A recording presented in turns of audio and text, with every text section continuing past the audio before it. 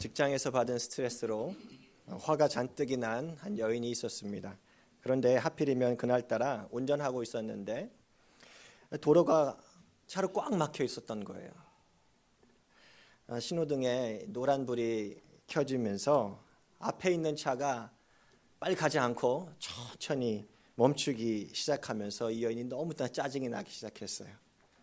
그래서 이 여인이 크락션을, 호른을 눌러대기 시작했습니다. 빵빵 이렇게 헝헝 이렇게. 그러면서 입술에는 아마 이런 모양으로 막 걸쭉하게 욕이 막 자연스럽게 쏟아져 나왔을 거예요. 화가 난 얼굴이 막 울그락불그락해 달아오르고 온몸으로 자신의 분노를 표현하고 있을 바로 그때 누군가 자신의 창문을 두드리는 거예요. 깜짝 놀라서 봤는데 누구였을까요? 어떻게 하셨죠? 맞아요, 경찰관이었어요. 이 경찰이 여전히 화가 풀리지 않는 이 여인에게 차에서 어서 내리라고 그러면서 손을 머리에 올리라고 하고는 아니 곧바로 경찰서로 연행해 가는 거예요. 그리고 대기방에다가 가두어 두고는 1시간 좀 지났을까 다시 경찰이 이 여자에게 다가가서 이렇게 말을 합니다. 어떻게 하죠? 이런 죄송하게 됐습니다. 큰 실수가 있었네요. 제가 당신 차 뒤에서 바짝 따라가고 있었는데 당신 번호판에 범퍼에 이런 글귀가 있었어요. What would Jesus do? Follow me to Sunday school. 참고로 저 자동차 표지판은 제 번호판입니다. 오해하지 마시고. 네. 무슨 얘기예요? 예수님이라면 어떻게 하셨을까라는 뜻이잖아요. 나를 따라 주일학교에 오세요 하는 그 범퍼 스티커를 이렇게 매달고 갔던 거예요. 그래서 이 경찰관이 어떻게 생각한 거예요? 이 차는 도난당한 차가 틀림없다 하고 그렇게 했다라는 거예요. 물론 웃어낸 이야기 같습니다. 제가 볼 때는. 그런데 우리 그리스도인들이 이야기를 들을 때 참 우프다라는 느낌이 가시지를 않는 거예요. 웃기면서 슬프다. 그래서 우프다라고 하잖아요. 예수님이라면 어떻게 했을까? 나를 따라 주일학교에 갑시다. 이런 스티커를 붙이고 다니는데 우리의 말과 우리의 행동은 그렇게 살지 못할 때가 얼마나 많은지 잘 모릅니다. 예, 아멘입니다. 여러분 골프 좋아하시는 분 혹시 계시죠? 저는 골프는 잘 모르는데 한국 여자 골프 선수들이 미국 그 프로 골프 LPGA 탑 10에 여러 명이 있다라는 얘기를 제가 들은 적이 있습니다. 골프 선수들 같이 프로 운동 선수들은요, 보통 모자나 옷에다가 뭘 붙이고 다니죠? 그 선수를 후원하는 회사의 로고를 커다랗게 붙이고 경기를 치르잖아요. 제가 한번 보면서 이게 그 김효주라는 선수라고 하더라고요. 저는 간단하게 모자하고 한쪽 편에만 있을 줄 알았더니 온몸이 그냥 스폰 광고로 붙었어요. 도배를 하고 있더라고요. 왜 이렇게 도배를 하면서 선수를 후원할까요? 이유가 있죠. 선수가 경기를 잘해서 혹 우승이라도 하면은 누구한테 줬습니까? 우승한 선수는 말할 것도 없고 그 선수를 스폰하는 회사의 주가가 올라가니까 이렇게 하는 거잖아요. 여러분 우리의 신앙도 마찬가지인 것 같습니다. 우리는요 보이지는 않지만 그리스도인이라고 하는 스폰 로고를 걸고 경기를 뛰는 프로 운동선수입니다. 우리는 때로는 부담이 돼가지고 사실 차에 붙이고 싶어도 이렇게 Jesus loves you, Jesus saves you 라는 이 로고를 붙이고 다니고 싶어도 사실 잘 못 붙이잖아요. 가능하면 모르는 사람에게는 내가 그리스도인이라는 것을 좀 숨기고 싶은 유혹이 들 때가 참 많잖아요. 좀 편하고 싶어서. 그런데 적어도 우리가 그리스도인이라고 하는 그 사실을 누구는 알죠? 내 가족은 알아요. 내 친구들도 알고요. 내 직장 동료들도 알아요. 내 학교에서 같이 공부하는 그 친한 그 클래스메이트도 알 거예요. 특히 여기에서 함께 예배드리는 우리 교우들은 다 그리스도인이라는 거 알잖아요. 무슨 얘기입니까? 우리는요 아주 커다란 그리스도인이라고 하는 로고를 붙이고 그렇게 살아가고 있는 것입니다. 우리 주변의 사람들은 겉으로 말은 안 해요. 그런데요, Show me what you got. 너에게 있는 것을 한번 보여줘봐. 너의 신앙을 나에게 보여줘봐 하면서 우리의 믿음을 보여주기를 기대하고 있다는 것을 우리는 날마다 기억하고 있어야 합니다. 오늘 말씀을 보니까 베드로가 오랜 전도 여행 끝에 이제 전도 여행을 마치고 예루살렘으로 돌아갔는데 아주 뜻밖의 위기에 직면하게 됩니다. 이방인 고넬료 집에서 들어가서 그의 집에 들어가서 함께 밥을 먹었다라고 하는 그 사실이 수십 마일 떨어져 있는 예루살렘 교회 몇몇 성도들의 귀에 이미 들어가 있던 거예요. 소위 할레파라고 하는 그 사람들이 베드로를 보자마자 막 비난을 퍼붓기 시작합니다. 이들이 누구냐면은 할레파는요, 너희들이 구원받기 원하느냐? 구원받은 그리스도인이 되려면 너희들은 반드시 먼저 유대인이 되어야 된다라는 거예요. 유대인의 전통을 따라야 한다라는 거예요. 구원은 유대인에게만 있기 때문에 그렇다라는 거죠. 그래서 할레파는요, 구원은 유대인들에게만 있다라고 믿었기 때문에 할례를 받아야 주장했던 거예요. 그래서 할레파라고 했던 거죠. 베드로 역시도 고넬료 이 사건이 있기 전에는요, 이 할레파와 그렇게 다르지 않은 견해를 가지고 있었던 사람 아닙니까? 그런데 이 경험이 있은 후에 베드로의 신앙이 변해버린 거예요. 그래서 베드로는 이 사람들한테, 아직 변하지 않은 그 사람들에게 자신의 그 변화된 신앙을 증명해 보여야 했던 것입니다.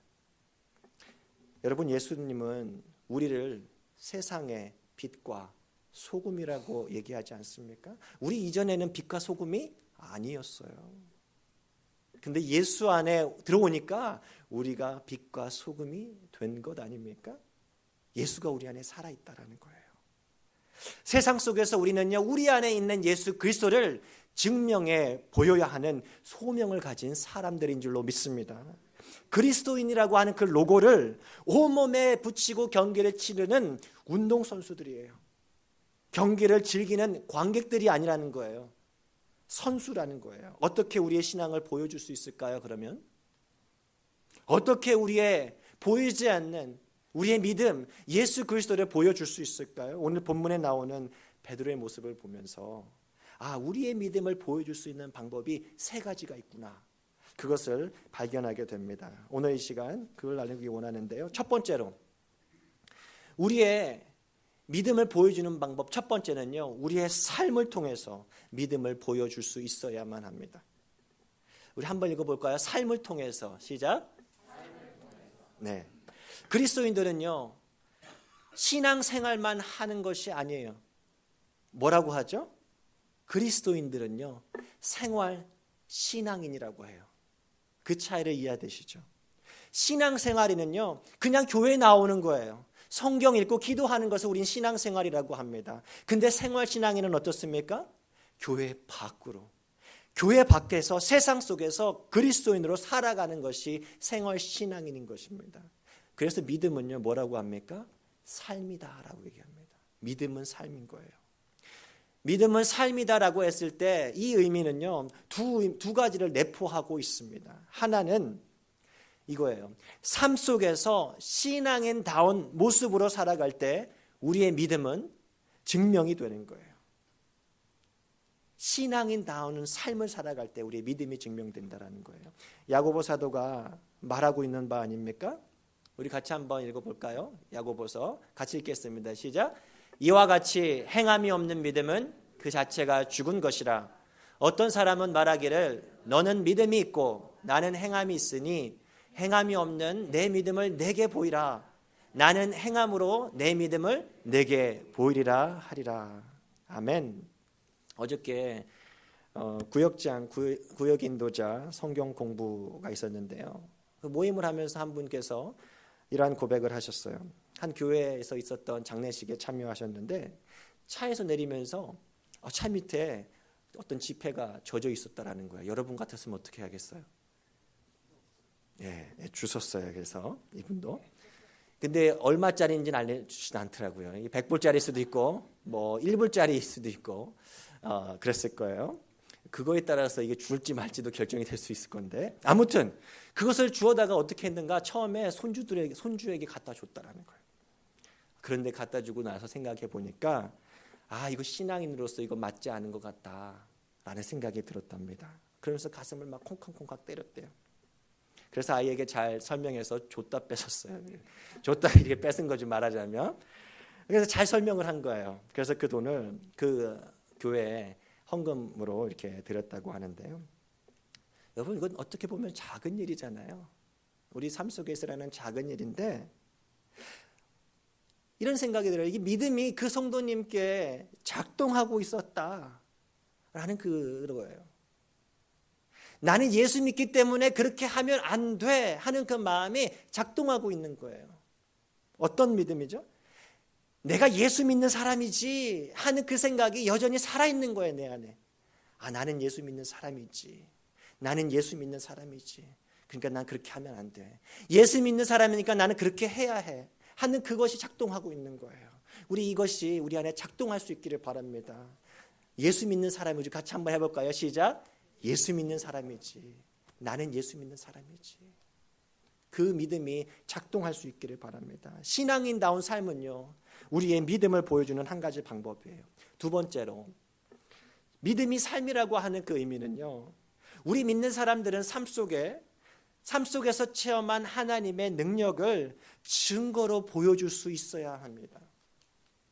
오늘 본문에서 베드로의 경우가 막 그런 경우예요.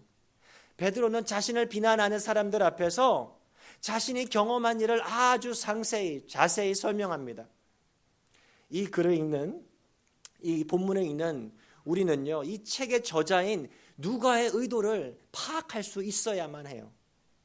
왜 똑같은 이야기를 이렇게 두 번씩이나, 그것도 더 자세히 반복해서 서술하고 있을까?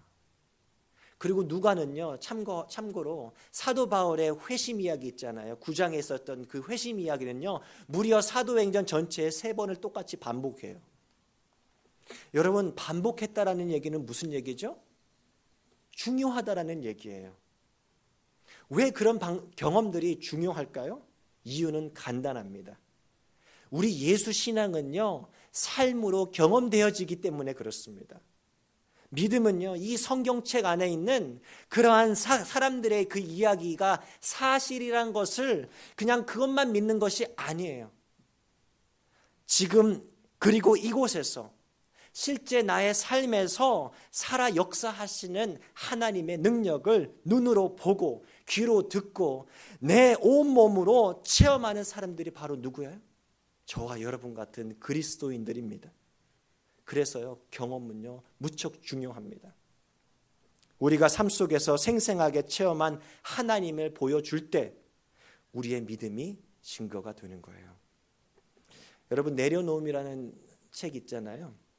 그 책으로 알려진 그 이용규 선교사님께서 최근 했던 인터뷰 기사를 제가 우연히 읽은 적이 있습니다.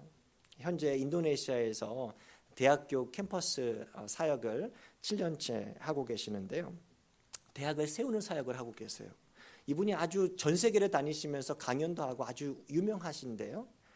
그래서 저는 이게 좀 하나님께 정말 열심으로 많이 쓰이시는구나, 이렇게만 생각하고 있었는데 그 신문 기사를 보고 제가 깜짝 놀랐어요.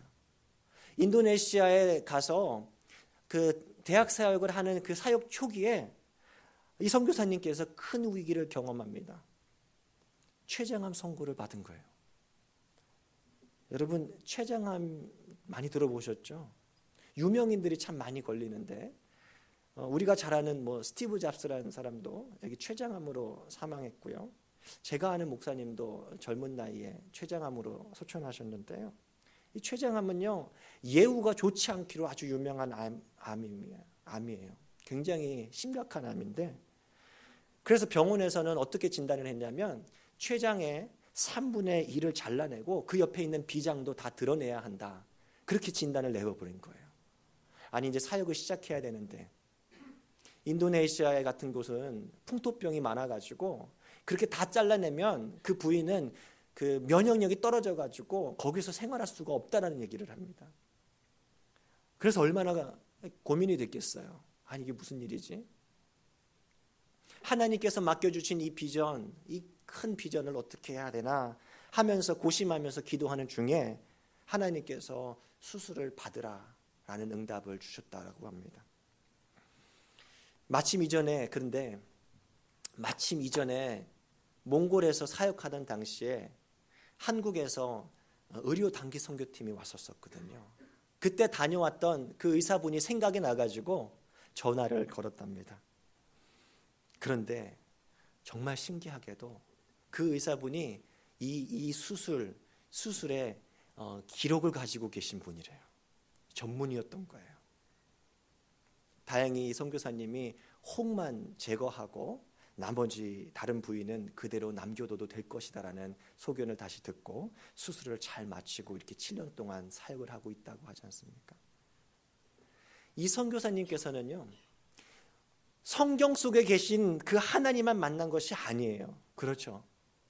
삶 속에서 살아계신 하나님을 체험한 거예요. 하나님께서 나를 위해서 이 의사분을 예비하셨구나, 그렇게 고백합니다. 그러한 믿음의 고백을 드릴 때 우리는 이제 비로소 아는 거죠. 아하, 이 선교사님의 그 믿음을 볼 수가 있는 거예요.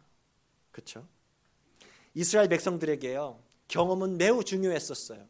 그래서 수천 년 전에 있었던 그 홍해를 가르는 그 사건, 홍해를 갈라서 마른 땅으로 건너갔던 그 경험은요, 수천 년 동안 이스라엘 백성들의 그 민족의 신앙을 붙잡아주는 힘이 되었다라는 거예요. 아브라함이 자신의 소중한 아들을 말씀에 순종해서 내어놓았을 때 하나님의 그 예비하심을 경험하지 않습니까?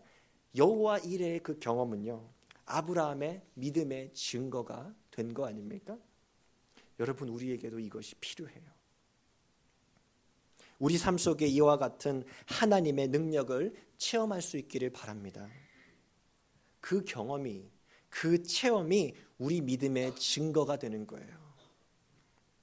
그런데 조금 생각해 보니까는요, 여기 계신 여러분들은요, 대부분이 이런 믿음의 경험을 한 번쯤 살면서 해보셨을 거예요. 그렇죠? 어떤 분은 경제적으로 정말 힘든 상황에서 기적적으로 기도하면서 하나님 앞에 매달렸더니 하나님께서 도움의 손길을 통해서 도와주셨다, 예비하셨다 하면서 아브라함처럼 나는 여호와 이레의 하나님을 고백합니다. God the provider, 그렇게 고백하시는 분도 계실 거예요. 또 어떤 분은요, 정말 그 육신의 몸으로 아파서 질병으로 힘들어하는 중에 기도했는데 정말 이거는 다 불가능하다고 했는데 정말 기도했더니 기적적으로 하나님께서 치유하셨다는 것을 경험으로 이렇게 고백하는 분도 계시지 않습니까? 여호와 라파, God the healer의 하나님을 경험하는 거예요. 존 스투 목사님 같은 분은요, 늘 믿음을 거부했대요. 어떻게 해서라도 나는 예수 안 믿어 하려고 돌아서려고 했다라는 거예요. 그 복음주의 거성인데 그분께서도 이런 경험을 했다니까 참 위로가 되는데, 아무튼 계속해서 믿음을 거부하던 자신을 끝까지 추격해서 결국에는 예수를 믿게 만드시는 그 하나님을 경험했다 해서 자신이 좋아하는 그 시를 인용하면서 이렇게 얘기하지 않습니까? 하나님은 천국의 사냥개와 같았다. 말하자면 God the hound, 이렇게 했던 거죠. 저도 한번 생각해 보았는데요, 저는 참 생각해 보면은 굉장히 부족하고 죄도 많이 짓고 실수도 많이 하고 부끄러운 모습이 정말 끝도 없는데, 저는 하나님의 은혜를 생각할 때마다 하나님께서는 나를 끝까지 참아주시고 이렇게 여러분들 앞에서 말씀을 전하는 목사로 이렇게 세워주셨구나라고 생각하게 돼서 이건 참 제게 은혜인 것 같아요. 그래서 제가 경험한 하나님은요, 이렇습니다. God the Father, 아버지 하나님이에요. 주시는 그 아버지 하나님을 저는 경험하게 됩니다. 그래서 제게 하나님은요, God the Father예요. 여러분들의 하나님은 어떤 하나님이십니까?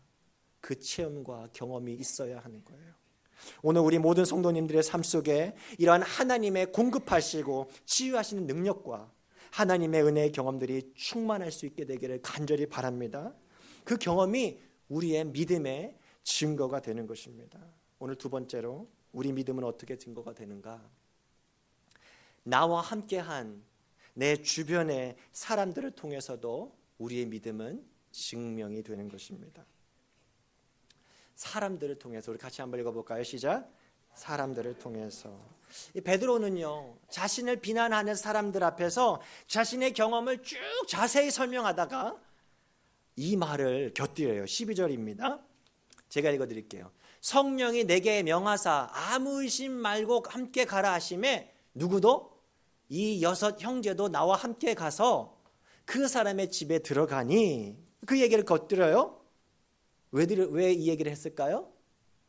자신과 함께 갔던 그 6 형제, 그 사람이 내 증인이라는 얘기예요. 그렇죠? 그 6 형제가 베드로의 경험, 베드로의 믿음을 증명해 주는 증인이 되었다라는 거예요. 베드로가 했던 말 사실이에요. 그렇게 함께 간 그 사람들은요, 베드로의 경험과 베드로의 믿음을 지지해 주었을 것입니다.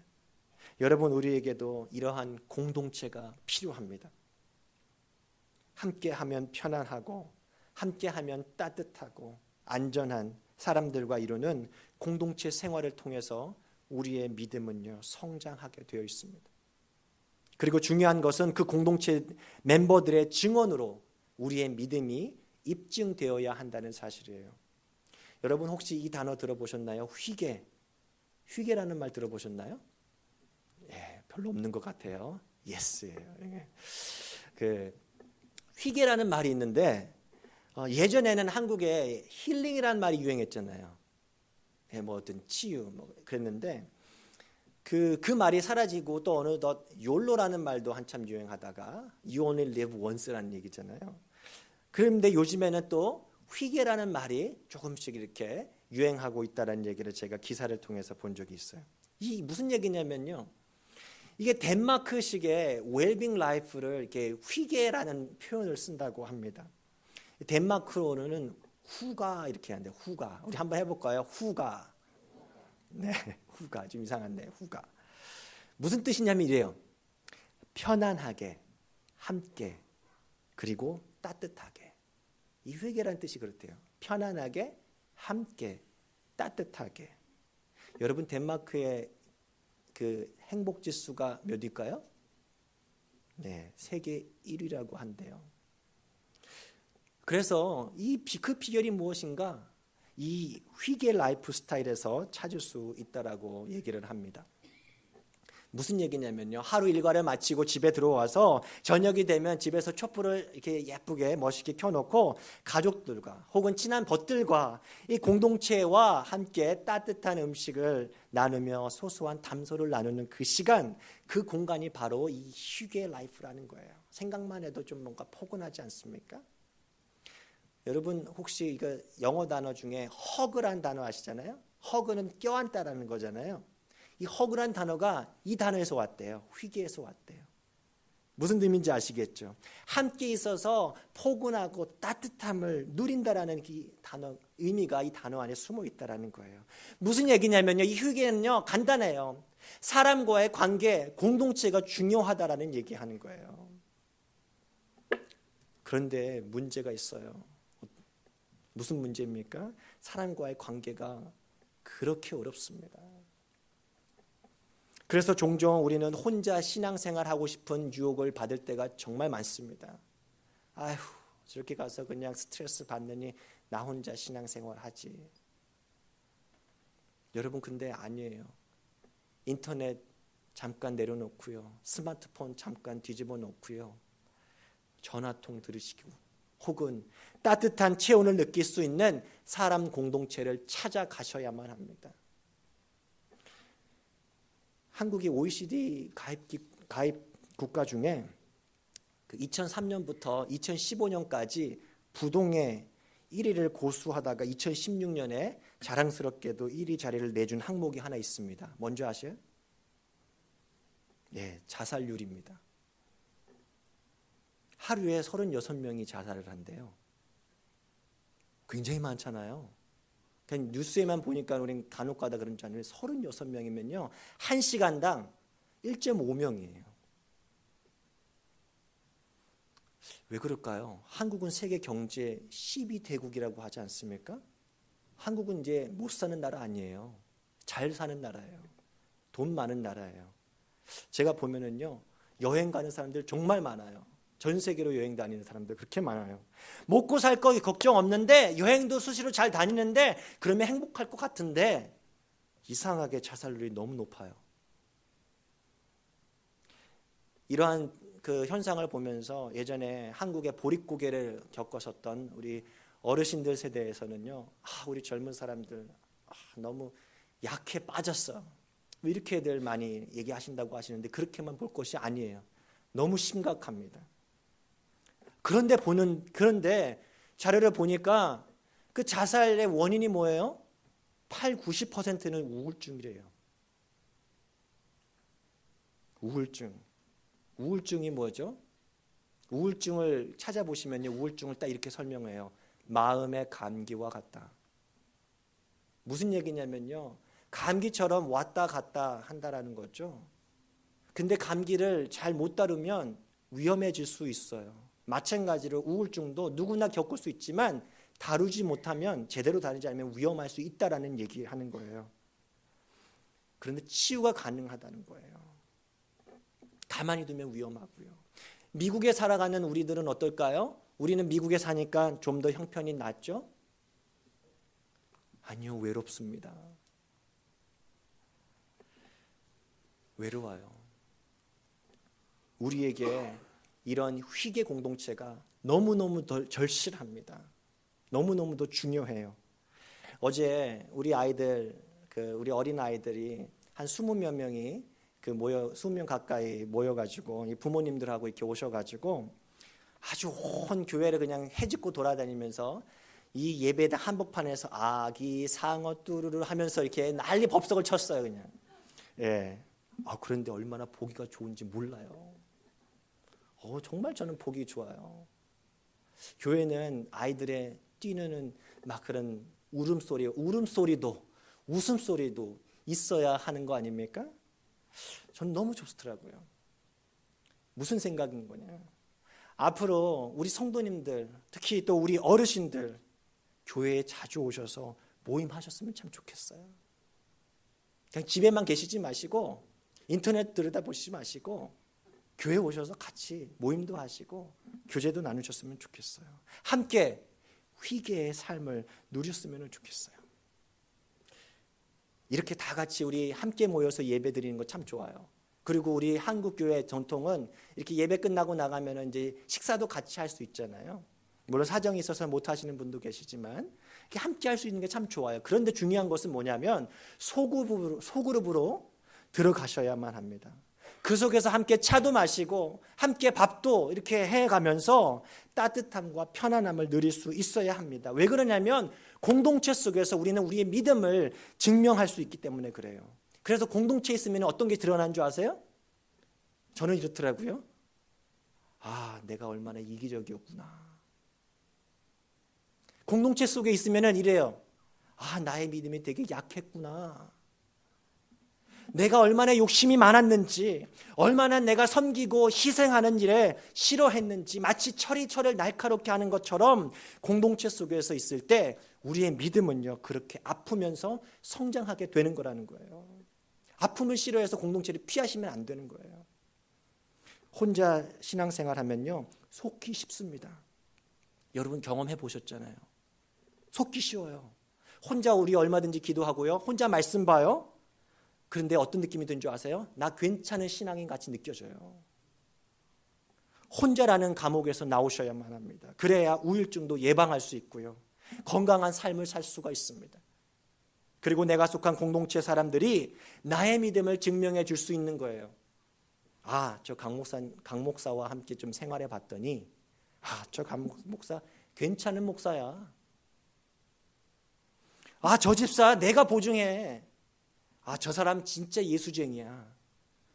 그렇게 나와 가까운 사람들로 하여금 나의 믿음을 입증하는 우리 모두가 될 수 있기를 바랍니다. 마지막 세 번째로 우리의 믿음을 증명하는 방법은요, 바로 이거예요. 하나님의 말씀입니다. 우리 같이 읽겠습니다. 말씀을 통해서.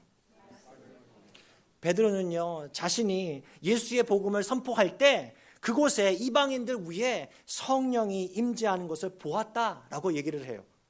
그리고 그렇게 자신의 주장에 대해서 그 근거에 대해서 이렇게 제시합니다. 사도행전 11장 15절 16절 말씀 우리 같이 한번 읽어보겠습니다. 시작. 내가 말을 시작할 때 성령이 그들에게 임하시기를 처음 우리에게 하신 것과 같이 하는지라. 내가 주의 말씀에 요한은 물로 세례를 베풀었으나 너희는 성령으로 세례를 받으리라 하신 것이 어떻다고요? 생각났노라. 이방인들이 받았던 그 성령은요, 새로운 것이 아니라는 거예요. 자신이 오순절날 받았던 성령과 같았다라고 얘기하는 거예요. 그것은 전혀 이상한 것이 아니다라는 얘기죠. 예수님께서 우리들이 성령 세례를 받을 것이라고 이미 말씀하셨다라는 것이 생각이 난 거예요. 그리고 그 성령은 어떤 성령인가? 특별한 자격이 있어서 누군가에게 주는 것이 아니라 구하는 자에게 누구든지 주시는 하나님의 선물이라는 얘기예요. 그래서 베드로의 주장은 뭡니까? 자기 스스로의 경험과 생각이 중요한 것이 아니고 예수님께서 하셨던 말씀이에요. 여러분도 들었잖아, 알잖아 하면서 그렇게 자신의 믿음을, 자신의 생각을 증명해 보이는 거잖아요. 누가복음 11장 13절 말씀, 예수님께서 하신 말씀이죠. 같이 한번 읽어볼까요? 누가복음 11장 13절 말씀, 제가 읽어드리겠습니다. 악한 사람이라도 자기 자녀에게는 좋은 선물을 줄 줄 아는데 하물며 하늘에 계신 너희 아버지께서 구하는 사람에게 뭘 주시지 않겠느냐? 성령을 주시지 않겠느냐. 성령은요, 유대인이든 이방인이든 상관없다라는 거예요. 누구든지 예수를 구주로 믿는 사람에게 주시는 하나님의 선물이라는 얘기예요. 그 이야기 들으니까는요, 막 비방을 막 퍼부었던 사람들이 입이 쏙 들어가 버렸어요. 그렇구나. 예수님께서 하셨던 말씀이었구나. 목청껏 비난했던 그들이 성경에 오늘 뭐라고 얘기합니까? 잠잠해졌더라. 그러면서 그들로 하여금 인정하게끔 하는 거예요. 그래서 이 사람들이 어떻게 얘기합니까? 그러면 하나님께서 이방인에게도 생명 얻는 회개를 주셨다 하니라. 그 사람들의 입을 통해서 말하게 하는 거잖아요. 앞에서 우리는요, 우리의 믿음을 증명하는 방법이 두 가지가 있다라고 배웠어요. 그렇죠? 하나는 체험이고 다른 하나는 사람들의 증언이라고 했어요. 이 마지막 말씀의 증명을 근데 받지 못하면 우리의 신앙은요, 얼마든지 타락할 수 있고요, 얼마든지 변질되어 그 왜곡되게 설명될 수 있는 거 아시죠? 지난주에 종교개혁주일이지 않았습니까? 종교개혁이 왜 일어났어요? 면죄부 판매 때문에 그렇잖아요. 면죄부 판매가 그 당시 성행할 정도로 중세 카톨릭 교회에서의 카톨릭 교회가 타락할 수밖에 없었던 이유가 뭐예요? 이유예요. 성경의 권위보다 교황의 권위를 더 높인 거예요. 사람의 권위를 더 높이 세워버렸던 거예요. 그래서 앞에 그 그림 보시면은 솔라 스크립트라, 오직 성경으로 돌아가자는 운동이 종교개혁 아닙니까? 종교개혁자들 외에요, 그 당시 수많은 사람들은요, 아마 일반적인 사람들, 보통 사람들은요, 교황이 그 카톨릭 교회에서 자, 면죄부 판매할 것입니다. 자, 돈을 내시고 여러분들의 죄를 사함 받으세요 했으면요, 웬만한 사람들은 다 따랐을 거예요. 그렇죠? 그런가 보다 하지 않았을까요? 왜 그렇죠? 어떻게 그럴 수 있죠? 이유는 한 가지예요. 간단해요. 그들에게 성경이 없었기 때문에 그래요. 비성경적인 경험들, 비성경적인 증언들 속에서 그들이 속았기 때문에 그렇다는 거예요.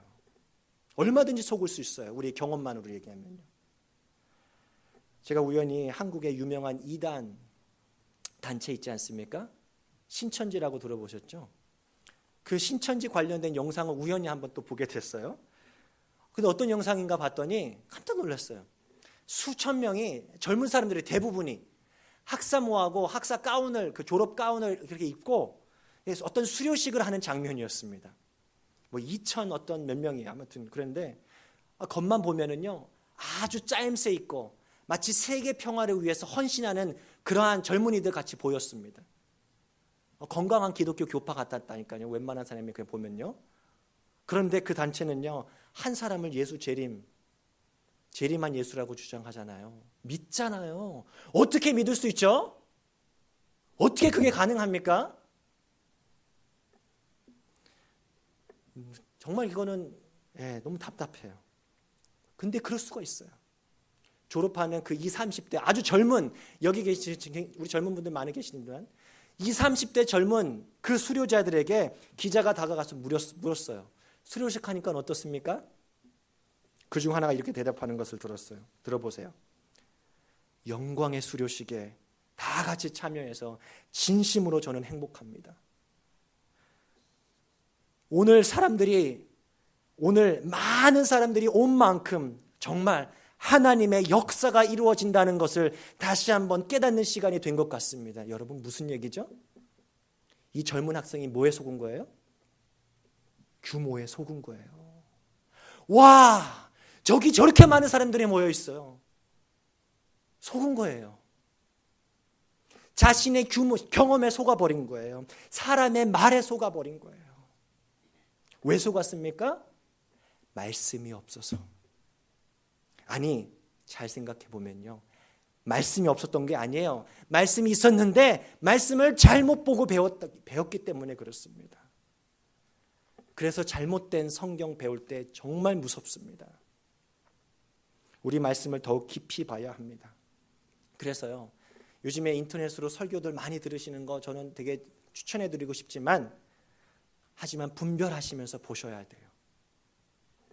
그리고 책 보실 때도 마찬가지예요. 이게 좋다더라, 이게 베스트셀러더라 하면서 그거 보시면서 그냥 믿으시면 안 되는 거예요. 분별하실 수 있으셔야 해요. 그래서 이번 주 수요일마다 설교 대신에 성경 공부로 하는 것이 아주 시의적절한 것 같다는 생각이 들었어요. 성경 공부하고 싶어 하시는 분들 많이 계세요. 모임 시간도 이번에 7시로 당겼어요. 함께 말씀 배우면서 우리 믿음이 성장해 갈 수 있는 시간이 됐으면 좋겠습니다. 여러분, 하나님의 말씀이 나의 믿음을 증명해 주어야만 합니다. 나의 경험도, 나의 어떤 말도, 사람의 말도 그것은 다 세컨더리예요. 말씀이 우리의 믿음을 증명해 줄 수 있어야 됩니다. 우리 많이 참석하셔서 함께 은혜 나눌 수 있었으면 좋겠어요. 말씀을 이제 정리합니다. 우리의 믿음은요, 삶으로 증명되어야 합니다. 신앙생활이 아니라 생활 신앙이 필요한 거예요. 예수 믿는 사람다운 나 예수 믿는 사람이지 그 믿음이 날마다 작동할 수 있는 우리의 삶의 체험으로 하나님의 능력을 경험할 수 있기를 바랍니다. 그때 우리의 믿음은 경험되는 거예요. 또 우리의 믿음은요 어떻습니까? 내가 속한 공동체 사람들의 입을 통해서 증명되어야만 합니다. 위계의 공동체, 편안하고 따뜻한 공동체 속에서 우리의 믿음은 건강하게 성장하는 거예요. 그리고 가장 중요한 것으로 우리의 영적인 경험도 사람들의 인정도 예수님의 말씀, 이 성경에서 증명이 될 수 있게 되어야겠습니다. 겸손히 계속해서 말씀 깊이 보면서 우리 주님 부르시는 날까지 말씀 배워가는 저와 여러분 되시기를 진심으로 바랍니다. 우리 잠깐